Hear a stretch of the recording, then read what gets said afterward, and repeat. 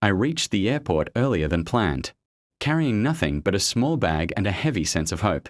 She had texted me all week, repeating the same word like a shield: delayed. Delayed meetings.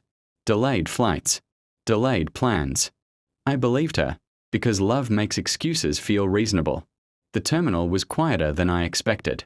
The kind of calm that makes every sound echo in your head. I checked the departure board out of habit, not because I doubted her. Her flight number wasn't there yet, but delays were common, or so I told myself. I sat near the glass wall, watching planes arrive and depart like promises kept for other people. I imagine her walking through the gate, tired but smiling, apologizing again. I even rehearsed my reply, pretending it didn't hurt. Minutes passed, then an hour. I opened my phone and saw her latest message: still delayed. Don't wait too long. Something about that line felt colder than the air conditioning around me. I decided to stand and walk closer to the arrivals area. Not because I was suspicious, but because my chest felt tight sitting still. That's when I heard laughter behind me, soft, familiar, and painfully hers. I didn't turn around right away. A part of me wanted to stay ignorant, to let the sound pass like a bad thought. But my feet moved on their own, guided by a truth I wasn't ready for. She was there, leaning slightly toward a man I had never seen before.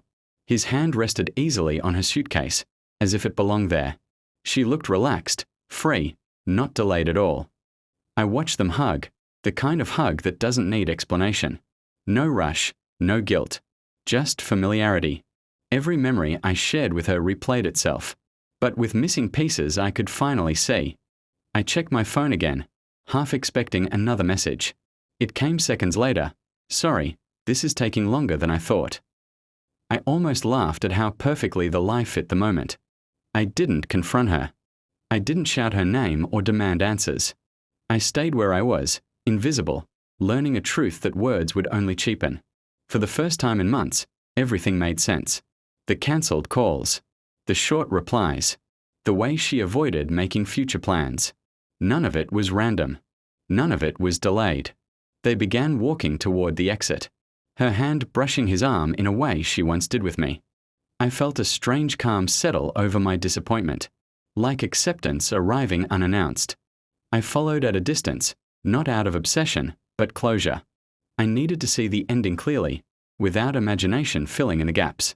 Outside, sunlight poured over them as they stopped to talk. She laughed again, freely, and I realized she hadn't laughed like that with me in a long time. Not because she couldn't, but because she didn't want to. I turned away before they noticed me. There was nothing left to witness. The story had already told me everything it needed to. As I walked back into the airport, the departure board flickered above me. Flights delayed. Flights on time. Life moving forward without asking permission. I typed one last message and erased it before sending. She didn't need explanations, and I didn't need lies. Silence felt more honest than any goodbye. I left the airport lighter than I arrived. Not because it didn't hurt, but because I finally understood. She wasn't late. She was already gone.